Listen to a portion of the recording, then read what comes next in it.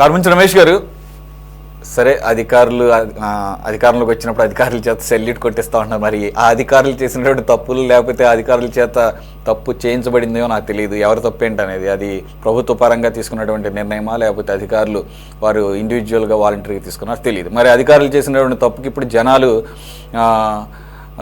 ఇబ్బంది పడుతున్నారు, వారు దానికి పెనాల్టీ పే చేస్తున్నటువంటి పరిస్థితి. Will you take the responsibility being in the power at the time? 2021 నుంచి 25 వరకు 24 వరకు కూడా ఒకేసారి నీటి బిల్లులు ఒకేసారి వచ్చి వేల రూపాయల్లో కట్టాల్సినటువంటి పరిస్థితి. సురేష్ గారు, ఇప్పుడు ఈ తాడిగడప మున్సిపాలిటీలో జరిగిన ఇష్యూ మీద యాక్చువల్గా 2021లో అది మున్సిపాలిటీ అయినట్టుగా దాంట్లో కానూరు, తాడిగడప, పోరంకి, యనమల కుదురు ఈ 4 విలేజెస్ కలిపి పంచాయతీలు 4 గ్రామ పంచాయతీలు కలిపి మున్సిపాలిటీ చేసినట్లుగా మనం చూసాము. యాక్చువల్గా 2021లో అది కలిపినప్పుడు ఆ రోజున మున్సిపల్ ఎలక్షన్స్ జరిగినాయి. మున్సిపాలిటీ ఖచ్చితంగా అక్కడ చైర్మన్ వాళ్ళందరూ ఉంటారు. మరి ఆ రోజున అధికారులు 2021-22లో మీరు ఇంకోటి ఆ వార్తలో చూసారో లేదో, 22లో ఇవ్వడం జరిగింది అని చెప్పి అందులోనే అదే వార్త కూడా ఉంది. కానీ అధికారులు ఎవరు పట్టించుకోలేదు, ఆ తర్వాత అలాగా జరిగిపోతూ వచ్చిందని చెప్పి. మరి 3 సంవత్సరాల పాటు మున్సిపాలిటీ బిల్స్ కట్టకుండా ఉంటే ఆ మున్సిపాలిటీ ఎలా రన్ అయింది, అక్కడ మున్సిపల్ కమిషనర్ ఏం చేస్తున్నారు, మరి వాళ్ళందరూ ఏం చేస్తున్నారు అనేది ఎవరికి అర్థం కాని విషయం. అంతేకాకుండా మా ప్రభుత్వం అయిపోయిన తర్వాత కూటమి ప్రభుత్వం వచ్చి 10 నెలలు గడుస్తుంది. ఈ 10 నెలల్లో ఇప్పుడు మార్చి లాస్ట్ వచ్చేటప్పటికి ఇప్పుడు 4 సంవత్సరాల బిల్లు ఇప్పుడు ఇచ్చారని చెప్పి యాక్చువల్గా అక్టోబర్లోనే అందరికీ కూడా పంచాయతీ పన్నులు కానీ మున్సిపాలిటీ పన్నులు కానీ అందరికీ కూడా అక్టోబర్లోనే డిమాండ్ నోట్ ఇస్తారు చెల్లించమని చెప్పి. అక్టోబర్ నుంచి మనకు మార్చి వరకు టైం ఉంటుంది. మార్చి లాస్ట్లో ఈ వ్యవహారాలన్నీ కూడా చెల్లించవలసిన అవసరం ఉన్నది. కానీ అక్టోబర్ నుంచి ఇప్పటి వరకు కూడా ఈ విషయం బయటికి రాలా. కూటమి ప్రభుత్వం వచ్చి 10 నెలలు అయింది. మరి ఈ 10 నెలల్లో కూడా ఎప్పుడు ఎక్కడా కూడా ఈ విషయం గురించి ఎవరు చెప్పలేదు, మాట్లాడలేదు. ఈ రోజున నిజంగా 4 సంవత్సరాల పాటు బిల్లు చెల్లించవలసి ఉన్నప్పుడు గత 6 నెలల నుంచి ఇప్పుడు కూటమి ప్రభుత్వం వచ్చి 10 నెలలు అయింది కాబట్టి ఇప్పుడు ఎమ్మెల్యే బోడే ప్రసాద్ గారు చెప్పినట్లుగా గతం నుంచే కూడా అక్టోబర్ నుంచే రెండు అప్పుడే వాయిదా, అప్పుడు ఒక వాయిదా కట్టుకోండి, లాస్ట్లో మార్చిలో ఒక వాయిదా కట్టండి అంటే అయిపోయేది కదా. అలా కాకుండా ఇప్పుడు లాస్ట్ వచ్చేటప్పటికి మరి ఆ అధికారులను ఎక్కడా కూడా మనం సస్పెండ్ చేసినట్టుగా కూడా చూడాల. మన సిస్టంలో ఉన్న దౌర్భాగ్యం ఏంటంటే తప్పు చేసిన అధికారుల్ని నిజంగా ఆ టైంలో వాళ్ళు తప్పు చేసినప్పుడు పట్టించుకోకపోయినా ఆ తర్వాత నిజంగా ఇప్పుడు తప్పు చేశారని చెప్పి మనకు తెలిసినా ఆ టైంలో ఉన్న అధికారులు ఎవరిని సస్పెండ్ చేయరు, పట్టించుకోరు. నిజంగా ఆ టైంలో తప్పు చేసిన అధికారులు మరి సస్పెండ్ చేయవలసిన బాధ్యత ప్రభుత్వానికి ఉంటుంది కదండి. ఖచ్చితంగా ఎవరున్నా సరే, ఇప్పుడు జగన్మోహన్ రెడ్డి గారు ఏమి మున్సిపాలిటీలో ఉన్న పన్నులు కట్టించుకుంటున్నారు లేదా అనేది ముఖ్యమంత్రిగా ఉన్న ఆయన ఏం చూడరు, జరగదు. కానీ అక్కడ ఉన్న లోకల్లో ఉన్న మున్సిపల్ కమిషనర్ చూసుకోవాల్సిన బాధ్యత ఉంది. మరి ఆ కమిషనర్ గారు ఏం చేశారు? ఈ రోజు ఆ కమిషనర్ గారు 3 సంవత్సరాల పాటు అక్కడ పనిచేసిన కమిషనర్ గారు ఎక్కడ ఉన్నారు? ఆయన 3 సంవత్సరాల పాటు పన్నులు కట్టకుండా ఉంటే ఆ పన్నుల ఆదాయం లేకుండా మున్సిపాలిటీని ఎలా నడిపారు? ఈ రకరకాలైన అనుమానాలు కూడా ఉన్నాయి. మరి సో ఖచ్చితంగా తప్పు జరిగింది కాబట్టి ఎవరైతే అధికారులు ఆ రోజున పనిచేస్తున్నారో అధికారుల మీద ఖచ్చితంగా చర్యలు తీసుకోవాల్సిన బాధ్యత కూటమి ప్రభుత్వానికి ఉంది అనేది నా యొక్క అభిప్రాయం అండి. గుర్తొచ్చింది, తాడిగడపకు సంబంధించిందేగా వైఎస్ఆర్ పేరుని ఈ మధ్యకాలంలో కూటమి ప్రభుత్వం తీసేసింది. అంటే వైఎస్ఆర్ తాడిగడప అనే దాన్ని ఇప్పుడు మళ్ళా తాడిగడపగా ఓల్డ్ నేమ్ని రెస్టోర్ చేశారు, తాడిగడప మున్సిపాలిటీ అని పెట్టారు. రైట్. అదే ఆ సందర్భంలో మున్సిపాలిటీలోకి వాటిని కలిపిన సందర్భం మీరు అన్నట్టు పోరంకి, యనమల కుదురు, అలాగే కానూరు ఇవి కలిపారు. సో అన్ఫార్చునేట్లీ పాయింట్ ఏంటంటే ఇక్కడ పేర్లు పెట్టడంలో ఉన్నటువంటి శ్రద్ధ ఇటువంటి ప్రైమరీ డ్యూటీస్ మీద పెట్టడం లేదనేది క్లారిటీగా అర్థమవుతుంది. అంటే నేను మిమ్మల్ని అంటం లేదు, మీరు అధికారులు ఏం చేస్తున్నారు అనేది క్లియర్ గా మరి ఇప్పుడు అంత న్యూస్ వచ్చింది ఈ రోజు మీరు చూసారు, దాని మీద మనం చర్చించుకుంటున్నాము.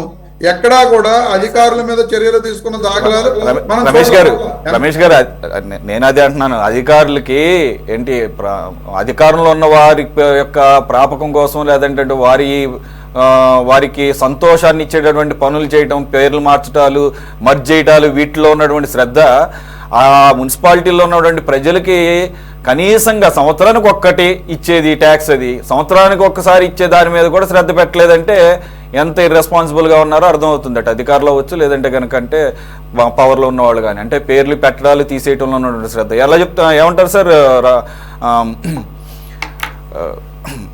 సార్ రాఘవేంద్ర గారు, మీరు ఎలా సమర్థించుకుంటారు? ఓకే, మీరు వచ్చారు, అదేదో వైఎస్ఆర్ తాడిగాడు పని పెట్టారు కదా అని చెప్పేసి మేము వచ్చి వైఎస్ఆర్ తీసేసామన్నారు, సరిపోయింది. కానీ అక్కడ ప్రజల యొక్క పరిస్థితి ఏంటి? పేరు ఏదైతే ఉంది వారికి కావాల్సినటువంటి సకాలంలో ఇవ్వాల్సినటువంటి నోటీసులు ఇవ్వాలి కదా. ఇప్పుడు ఒకేసారి 5 సంవత్సరాలకు సరిపడా కట్టమంటే వేల రూపాయలు మధ్యతరగతి, బిలో మధ్య తరగతి ఉన్న వాళ్ళు కట్టడం సాధ్యపడదు కదా. ఇక్కడ సమర్థించుకోవడం కాదండి. ఓకే, సమర్థించుకోకపోవడం సమస్య కాదు. ఓకే, ఇది ప్రభుత్వానికి సంబంధించిన విషయం చాలా క్లియర్ గా మనం చెప్పుకుంటే, ఎందుకంటే మేము ఇప్పుడు అధికారంలోకి వచ్చేసి 10 నెలలు అయింది. ఓకే, ఈ 10 నెలల తర్వాత నుంచి రాష్ట్రంలో గత ప్రభుత్వం చేసిపోయినటువంటి ఏవైతే ఇటువంటి తప్పిదాలు ఉన్నాయో, ఈ విధమైన మిస్టేక్స్ ఏవైనా వీటన్నిటిని కూడా రెక్టిఫై చేసుకుంటూ ముందుకెళ్తా ఉన్నాం. ఈరోజు మున్సిపల్ వ్యవస్థలో మిస్టర్ నారాయణ గారు కానివ్వండి, అదేవిధంగా వివిధ శాఖలకు సంబంధించిన వాళ్ళందరూ కూడా ఎక్కడెక్కడ ఇవన్నీ కూడా ఈ లూప్ హోల్స్ చేశారు, వైసీపీ వాళ్ళు ఎక్కడెక్కడ ఇవన్నీ కూడా బ్యాక్లాగ్స్ పెట్టున్నారు, ఎక్కడెక్కడ ఫండింగ్ ఆగిపోయింది, వీటన్నిటిని కూడా రెవెన్యూకి సంబంధించిన ఇష్యూస్ కానీ వీటన్నిటిని కూడా మేము 1 by 1 సాల్వ్ చేసుకుంటా వస్తా ఉన్నాం. దానిలో భాగంగా ఇందాక రమేష్ గారు అన్నట్టు 10 నెలలు అయింది కదా, సంవత్సరం కావస్తుంది కదా, ఇంతకు ముందు లేవనెత్తలేదు, ఇప్పుడు ఎందుకు లేవనెత్తున్నారు అంటే ఇది ఇప్పుడు బయటపడింది. ఎందుకంటే ప్రధానికి ఇప్పుడు అన్ని ఒకే రోజు చేయలేం కదా. రాష్ట్రం ఏమో చిన్న రాష్ట్రం, ఇది ఒక గ్రామం లేకపోతే ఒక పంచాయతీ అయితే నేరుగా కూర్చొని ఆ పంచాయతీలో జరిగింది చేయొచ్చు. మీరు చేసిపోయిన అరాచకాలు, మీరు చేసిపోయిన దారుణాలు, దోపిడీలు, ఇటువంటి ఆక్రమణలు చాలా ఉన్నాయి. ఆ విషయాన్ని ముందు ఫస్ట్ ఆఫ్ ఆల్ వైసీపీ వాళ్ళు గుర్తుపెట్టుకోవాలి. ఓకే, ఇప్పుడు next coming to the point, ఏదైతే ఈ వాటర్ బిల్స్ ట్యాక్స్ బిల్స్ ఏవైతే ఉన్నాయో, మనకి తాడిగడప జనవరి 1, 2021 మున్సిపాలిటీ అయిన తర్వాత నుంచి కూడా నేను ఇక్కడ ప్రశ్నించేది ఏంటంటే, అంటే ఇది చాలా బ్లండర్. దాదాపు కూడా ఎంత 6,48,76,800 రూపాయలు ఇప్పటి వరకు ఈ 4 సంవత్సరాలు కలిపి. ఎందుకంటే దాంట్లో చాలా క్లియర్ గా ఇచ్చాడు ఏంటంటే, మొత్తం జనాభా 2 లక్షల మంది ఉన్నారు, ఇళ్ళు వచ్చేసి 60,000 ఉన్నాయి, వాటర్ ట్యాప్ కనెక్షన్స్ వచ్చేసి 13,516 ఉన్నాయి, ప్రతిదానికి కూడా 1,200. అంటే ఈ 4 ఇయర్స్ మీద 6 కోట్ల పైచులుక అమౌంట్ అనేది రావాల్సింది. సో దీనికి బాధ్యత ఈరోజు మేము అధికారంలోకి వచ్చిన తర్వాత ఇప్పుడు మేము బిల్లులు తీసేసి, అంటే గత ప్రభుత్వంలో ఎప్పుడైతే 21 ఇయర్లో మున్సిపాలిటీ ఏర్పడిందో, ఆ మున్సిపాలిటీ ఏర్పడినప్పుడు ఆ రోజు ప్రభుత్వం యొక్క బాధ్యత దీన్ని అన్ని కూడా ఆన్లైన్ సిస్టమ్ చేయాల్సింది. ఫస్ట్ అది మిస్ అయిపోయారు. దీన్ని ఆన్లైన్ చేయకుండా ఎలా మీరు ముందుకు తీసుకెళ్ళగలిగారు? నేను ఒకటే అడుగుతున్నాం. వీళ్ళు పదే చెప్తా ఉన్నారు, మేము సచివాలయాలను ప్రతిష్టాత్మకంగా పెట్టాం, వాలంటీర్లను పెట్టాం. ఈ వాలంటీర్లు అందరూ ఏమైపోయారు? ఆ టైంలో ఊరికే కూర్చోబెట్టి జీతాలు ఇచ్చారా? ఇప్పుడు ఆ ఏరియాలో వాళ్ళ బాధ్యత కదా, ఎవరైనా ప్రాపర్టీ ట్యాక్స్ కట్టలేదా, లేకపోతే వాటర్ ట్యాక్స్ కట్టలేదా, లేకపోతే ఇంకొకటా? వీళ్ళు ఆ టైంలో వీళ్ళు కాన్సన్ట్రేషన్ చేసింది చెత్త పన్ను మీద ఒకటి, ఓటీఎస్ మీద. 1 టైం సెటిల్మెంట్ అని చెప్పేసి పాపం ఎప్పుడెప్పటి నుంచో కట్టడాలు, ఎప్పుడెప్పటి నుంచో ఆస్తులు ఉన్నాయి చూడండి, వాటి మీద 1 టైం సెటిల్మెంట్ అనేది దీని మీద, తర్వాత చెత్త పన్ను మీద చేసినటువంటి కాన్సన్ట్రేషన్ దీని మీద కూడా చేస్తుంటే ఈ రోజు పాపం ఏడాది తాడిగడప ప్రజలకి ఈ సమస్య వచ్చేది కాదు. ఆ రోజు ప్రభుత్వంలో ఎవరైతే ఉన్నారో, ఏది గత 3 సంవత్సరాల నుంచి, ఈరోజు దీనికి మాకు సంబంధం లేదు. మేమేంటంటే యాజ్ పర్ ప్రాసెస్ ఇప్పుడు దాన్ని కట్టమంటున్నాం. దానిలో భాగంగా గత లాస్ట్ గవర్నమెంట్ లో ఉన్నటువంటి 3 ఇయర్స్ అరియర్స్ ఏవైతే ఉన్నాయో, పెండింగ్ బిల్స్ ఏవైతే ఉన్నాయో అవి ప్లస్ ఇప్పుడు మేము వసూలు చేయాల్సిన దాన్ని యాడ్ చేసి మేము ప్రజెంట్ బిల్లు ఇచ్చాం. మా ప్రభుత్వం సక్రమంగా వెళ్తుంది మొత్తం కూడా. ఇప్పుడు మేము ఆన్లైన్ చేయబట్టి ఇవన్నీ కూడా బయటకు వచ్చాయి. నేను ఈ సందర్భంగా ఒకటే డిమాండ్ చేస్తా ఉన్నా, ఆ రోజు ఎవరైతే ఆ తాడిగడప మున్సిపాలిటీలో ఉన్నటువంటి వాలంటీర్లు కానివ్వండి, సచివాలయ సిబ్బంది కానీ, అదేవిధంగా మున్సిపాలిటీ ఆ రోజు మున్సిపల్ చైర్మన్ గారు కానివ్వండి, అదేవిధంగా ఆ మున్సిపాలిటీ కమిషనర్ ఎవరైతే ఉన్నారో వీళ్ళందరూ కూడా దీనికి బాధ్యులే. వీళ్ళందరినీ శిక్షించాల్సిన అవసరం కూడా ఉంది. ఎందుకంటే ఆ రోజు గవర్నమెంట్ జీతం తీసుకొని చేయాల్సిన పనులు చేయకుండా ఈ రోజు వాటన్నిటిని కూడా ఆపిపెట్టారు. కాబట్టి ఈ రోజు ఇటువంటి సమస్య వచ్చింది. కాబట్టి మేము దాన్ని ఖచ్చితంగా కూడా ప్రభుత్వం దాని మీద చర్యలు తీసుకుంటుందని చెప్పేసి అయితే నేను ఆశాభావం వ్యక్తం చేస్తా ఉన్నా. అయితే ఇప్పటికే మా ఎమ్మెల్యే గారు ప్రజల్ని దృష్టిలో పెట్టుకొని, ప్రజల ఆర్థిక భారాన్ని దృష్టిలో పెట్టుకొని దీన్ని 2 టైమ్స్ కట్టమన్నాడు. కాబట్టి ఆల్రెడీ దానికి మున్సిపల్ కమిషనర్ గారు కూడా పర్మిషన్ ఇచ్చారు. కాబట్టి ఇది పెద్ద ఇష్యూ కాదు. ఇటువంటి ఇంకా ఎన్నెన్నో బయటకు వస్తాయి అని చెప్పేసి కూడా నేను ఎదురు చూస్తా ఉన్నాను. ఎందుకంటే గత ప్రభుత్వంలో ఇటువంటి చాలా జరిగాయి. దీంట్లో కూడా ఏదైనా స్కామ్ జరిగిందనే విధంగా కూడా మనం ఆలోచించుకోవాలి. రైట్ రాఘవేంద్ర, లక్ష్మణరెడ్డి గారు, ఇది బయటకు వచ్చి ఇక విజయవాడకు దగ్గరలో ఉన్నటువంటి తాడిగడప మున్సిపాలిటీ, మరి రాష్ట్ర వ్యాప్తంగా ఇటువంటి ఇంకెన్ని చోట్ల జరిగినాయో తెలియదు. రెండోది ఆశ్చర్యం అనిపించేది ఏంటంటే 4 సంవత్సరాల పాటు మామూలుగా ఇంటి పన్ను కానీ లేకపోతే కుళాయి పన్ను కానీ కట్టకపోతే కొంత గ్రేస్ పీరియడ్ ఉంటుంది, ఆ తర్వాత కట్ చేస్తామని అంటారు. సరే, కట్ చేసినా కట్ చేయకపోయినా ఆ భయం ఉంటుంది. మరి అధికారులు అడక్క, అలాగే ప్రజలుగా అడుగుతారు ఖచ్చితంగా, మాకేంటి ఇంకా రాలేదని చెప్పేసి. రెండు ఒకేసారి వస్తాయి జనరల్గా, హౌస్ ట్యాక్స్ను వాటర్ ట్యాక్స్. మరి రెండు కలిపి ఒకేసారి వచ్చేది ఒకటే ఎందుకు వచ్చిందని చెప్పేసి వీళ్ళు అడిగుండి ఉండొచ్చు. మరి వాళ్ళ దృష్టికి రాలేదు అనుకోవడానికి లేదు. ఏం జరిగి ఉండొచ్చు ఇప్పుడు ఈ రకంగా ఒకేసారి ఈ భారం వేయటం? 2 సార్లు అంటే 2 సార్లు కూడా భారమే చాలా మందికి ఒకేసారి కట్టాలంటే. 4 సంవత్సరాల పాటు ఆపారు కాబట్టి 4 ఇన్స్టాల్మెంట్లు ఇవ్వడం సమంజసంగా ఉంటుందేమో. ఆల్రెడీ ఒక ప్రతిపాదన టీడీపీ ఎమ్మెల్యే గారు చేశారు, 2 సార్లుగా అంటే దానికి అగ్రి చేశారంటే అంతవరకు ఓకే. కానీ ఇంకాస్త ముందుకు వెళ్ళి దాన్ని 4 సమభాగాలు చేయాల్సింది. ఎందుకంటే ఇది వాళ్ళ మిస్టేక్, జనాల మిస్టేక్ కాదు కదా. ప్రజలు కట్టమని వాళ్ళు ఏమీ అనలేదు కదా. వాళ్ళు అంతేగాని మీరు 4 సంవత్సరాలు వాడుకున్నారు కాబట్టి ఇప్పుడు ఒకేసారి కట్టాలని వాళ్ళ పేకల మీద కూర్చుంటాం కూడా కరెక్ట్ కాదు కదా. అంటే తాడికడప లాంటివి ఆంధ్రప్రదేశ్లో కొన్ని వందలు ఉన్నాయి. ఈ వందలు ఉన్నాయి ఎందుకు చెప్తున్నానంటే, తాడికడప మున్సిపాలిటీ కాకముందు అది పంచాయతీ, మేజర్ పంచాయతీ. సుమారు 13,000 పంచాయతీలు ఉన్నాయి ఈ రాష్ట్రంలో. నాకు తెలిసి పంచాయతీల్లో సర్పంచులు గట్టిగా వెంటబడి నీటి పన్ను, ఆస్తి పన్ను కట్టించుకున్న పరిస్థితి లేదు. అక్కడున్న పంచాయతీ సెక్రటరీ గ్రామంలో ఉండడు, అక్కడున్న విఆర్ఓ గ్రామంలో ఉండడు, కొత్తగా ఏర్పాటు చేసిన సచివాలయ సిబ్బంది గ్రామంలో ఉండరు. దీంతో ఒక 20% 15% మినహా ఇంకెవరు పన్నులు కట్టడంలా. అది నీటి పన్ను కట్టడం లేదు, ఆస్తి పన్ను కట్టడం లేదు, దాని మీద ఎవరు వెంటాడటం లేదు. ఆ ప్రమాణాలు ఉన్నప్పుడు ఆ తాడికడప అనే ఒక మేజర్ పంచాయతీ సడన్ గా మున్సిపాలిటీ అయిన తర్వాత అదే సంస్కృతి, అదే సాంప్రదాయాలు కొనసాగుతూ ఉన్న పరిస్థితి చూస్తున్నాం. ఒక పంచాయతీలే కాదు, ఒక మున్సిపాలిటీయే కాదు. నేను ఇటీవల కోఆపరేటివ్ సొసైటీ గురించి కొంత స్టడీ చేశాను. మా ఊరు ప్రకాశం జిల్లా ఒంగోలు దగ్గర కారుమంచి గ్రామం. మా ఊర్లో ఒక పంచాయతీ, మన కోఆపరేటివ్ సహకార పరపతి సంఘం ఉంది. ఒక సిఇఓ 87 లక్షల రూపాయలు తిన్నాడు. 87 లక్షల రూపాయలు తిన్నాడు అని ఎంక్వైరీ చేయించి, ఆడిట్ రిపోర్ట్ చేయించి, అది బయటికి తీసుకొచ్చి 5 సంవత్సరాలు అయింది. ఇంకా అందులో 1 రూపాయి కూడా ఇంకా వసూలు చేయాలి. ఆ సిఇఓ సస్పెండ్ అయ్యాడు, కొంత ఎంటబడ్డాం కాబట్టి ఆ మాత్రం జరిగింది. ఇలాంటివి ఈ కోఆపరేటివ్ సొసైటీస్ ఈ రాష్ట్రంలో కొన్ని వందలు ఉన్నాయి. ఇట్లా ప్రజల సొమ్ముని, బ్యాంకుల సొమ్ముని, లేక రైతుల యొక్క సొమ్ముని స్వాహా చేసి అకౌంట్లో చూపించకుండా, బ్యాంకులో కట్టకుండా మోసం చేసిన సంఘాలు. వాటి మీద అధికారులు స్పందించటం, ఏదైనా పిటిషన్ పెడితే ఏదో మమ అనిపిస్తున్నారు చెప్తే దాన్ని వెంటబడి ఇంత తప్పు జరిగిందే, ఒక చిన్న గ్రామంలో 1 కోటి రూపాయలు స్వాహా చేశారే అనే బాధ కూడా లేదు. మా జీతాలు వస్తున్నాయా, మా అదనపు ఆదాయం వస్తుందా, మా ప్రమోషన్లు వస్తున్నాయా, అధికార పార్టీకి అండగా ఉన్నామా అనేది చూసుకుంటున్నారు తప్పితే వారు చేయాల్సిన పనులు చేయటంలా. అధికారులు కూడా ఈరోజు మనం ఇందాక విషయం చర్చించుకున్నా, పోలీసు వ్యవస్థ గురించి దీని గురించి చర్చించుకున్నా, ఎంఆర్ఓలు, ఎండిఓలు, ఎస్ఐలు, సిఐలు వీళ్ళందరూ కూడా ఆయా ఎమ్మెల్యేల యొక్క దయాదాక్షిణ్యాలపై, వారు ఇచ్చే లెటర్లపై ఆధారపడి వారికి డబ్బు అందించి, వారి కొంత లంచాల రూపంలో చెల్లించి ఆ పదవుల్లోకి వచ్చి వాళ్ళు ఏం చెప్తే చేస్తూ ఉన్నారు. వాళ్ళు చెప్పింది చేస్తూ ఉంటే మనం హాయిగా ఉంటాం, మన జీతం మనకు వస్తుంది, మన అదనపు ఆదాయం మనకు వస్తుంది, మన మీద ఎవరైనా పిటిషన్ పెట్టినా అవి ఏమీ ఉపయోగం ఉండదు అని ఒక నిర్ణయానికి వచ్చేసారు. అందువల్లనే చాలా నిర్లిప్తగా ఉంటున్న పరిస్థితి చూస్తూ ఉన్నాం. ఈరోజు ఏ ఎమ్మెల్యే ఇంటికి వెళ్ళినా, ఏ ఎమ్మెల్యే క్యాంప్ ఆఫీస్కి వెళ్ళినా మినిమం 100 దగ్గర నుంచి 300 మంది దాకా ప్రజలు అక్కడ గుమిగూడి ఉంటున్నారు.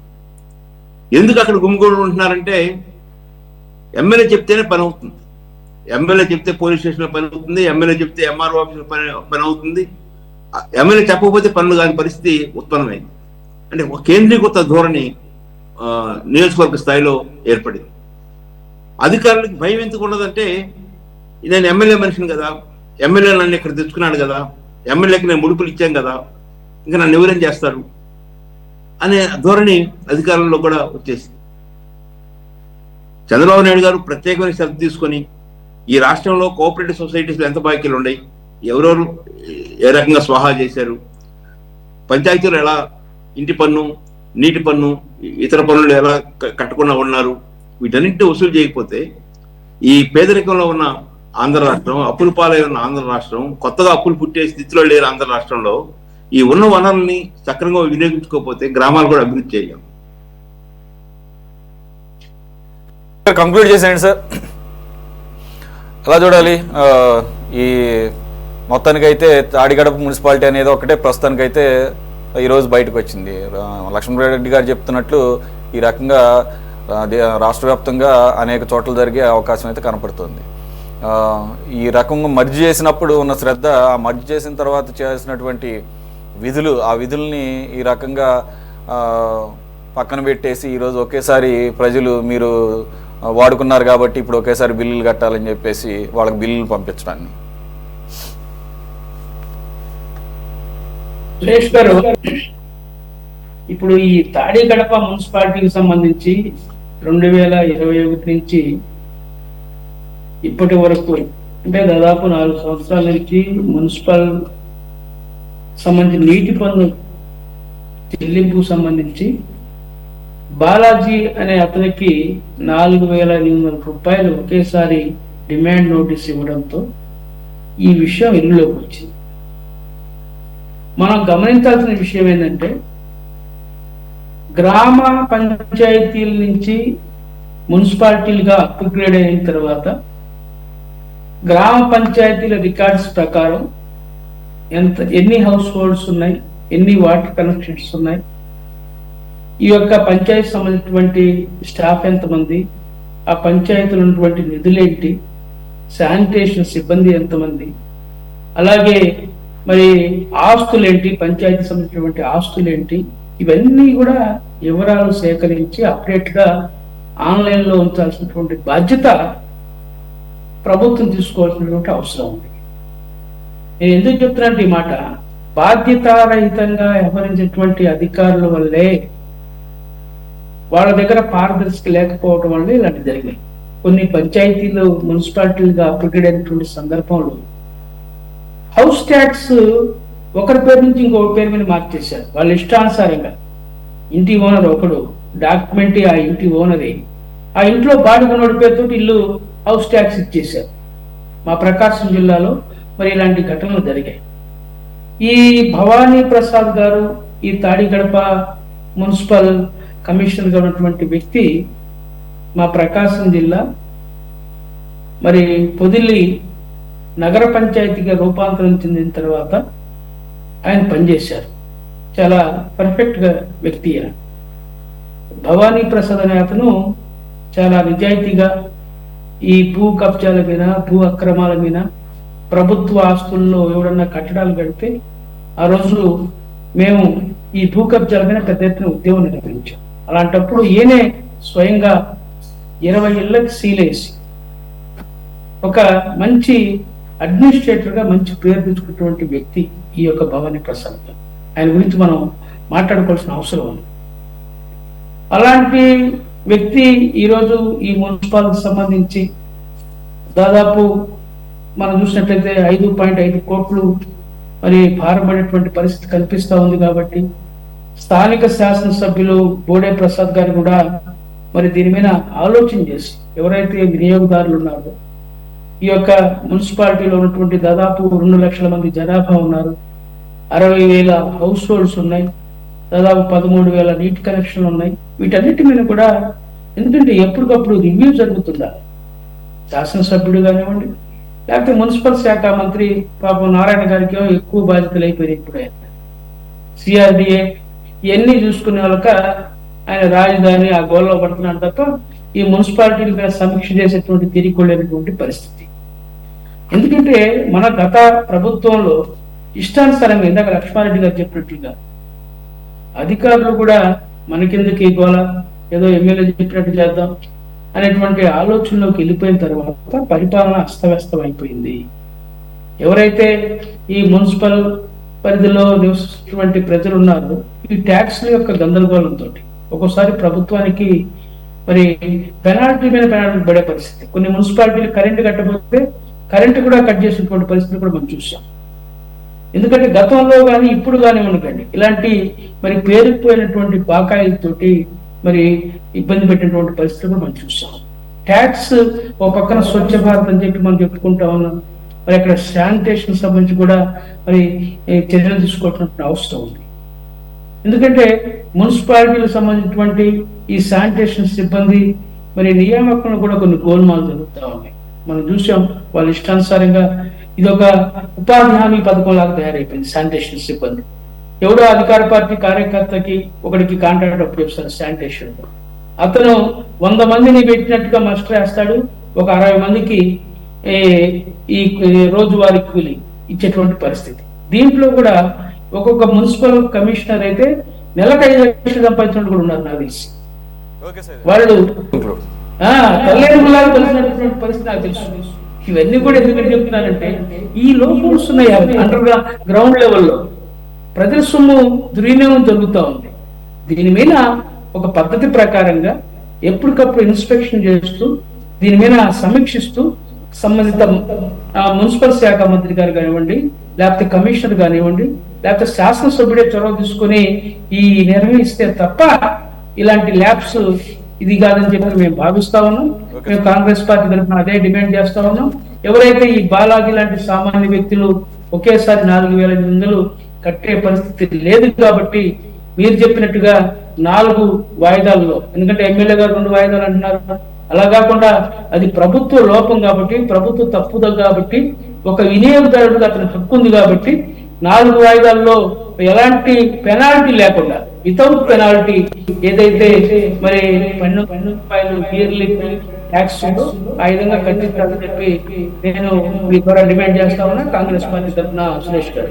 ఓకే సార్, మేబీ రమేష్ గారు ఒకవేళ ఏమన్నా తాడి గడపకి వైఎస్ఆర్ గారు పేరు పెట్టినందుకు అక్కడి ప్రజలకి ఏమన్నా వేవ్ ఆఫ్ చేద్దామన్న ఒక గిఫ్ట్ లాగా ఇద్దామని ఏమన్నా ఆలోచన ఏమన్నా చేశారు? చేస్తుంటే అది అప్పుడే అనౌన్స్మెంట్ చేసేస్తుంటే సరిపోయేది కదా అసలు గోల్ అలా చేస్తుంటే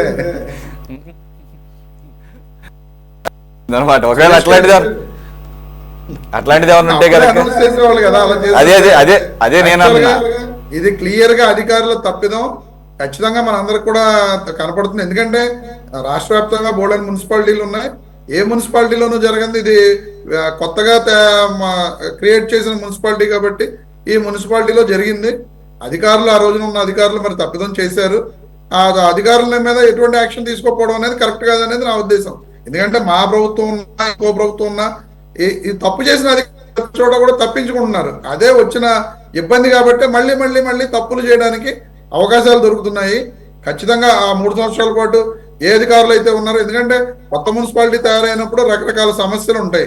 ఆ సమస్యలన్నింటినీ కూడా 1 సంవత్సరం కాకపోతే అట్లీస్ట్ సెకండ్ సంవత్సరం 2వ సంవత్సరంలోనైనా వాటిని అన్నింటినీ రెక్టిఫై చేయాల్సిన బాధ్యత అక్కడ ఉన్న అధికారులకు ఉంది. ఆ అధికారులు చేయలేదు కాబట్టి ఖచ్చితంగా అధికారుల మీద చర్యలు తీసుకుంటే అధికారులు సెట్ అవుతారు అనేది నా ఉద్దేశం. అలాగే ప్రజలందరూ కూడా ఇబ్బంది పడకుండా, ఇప్పుడు సైదా గారు చెప్పారు ఎమ్మెల్యే గారు 2 వాయిదాల్లో కట్టమన్నారు, అలా కాకుండా 4 వాయిదాల్లో ఇస్తే ప్రజలందరికీ కూడా చాలా వెసులుబాటు కలుగుతుందని చెప్పి, అది ఇంకా మంచి ఆప్షన్ కాబట్టి ప్రజలందరికీ కూడా ఆ విధంగా ప్రభుత్వం ఆప్షన్ ఇస్తే ఆ తాడిగడప మున్సిపాలిటీలో ఉన్న పేద ప్రజలందరూ కూడా ఎక్కడైనా సరే కొంత వెసులుబాటు వాళ్ళకి కలుగుద్ది. సో ప్రభుత్వం ఆ దిశగా ఆలోచించి నిర్ణయం తీసుకోవాలని చెప్పి వైఎస్ఆర్ కాంగ్రెస్ పార్టీ తరఫున మేము కూడా కోరుతున్నాం. Right sir, thanks for joining Ramesh గారు, అలాగే లక్ష్మణరెడ్డి గారు, సైదా గారు అండ్ రాఘవేంద్ర గారు. ఇది వాళ్ళ టాప్ డిబేట్. మరో అంశంతో మళ్ళీ కలుద్దాం. Stay tune to city 24/7.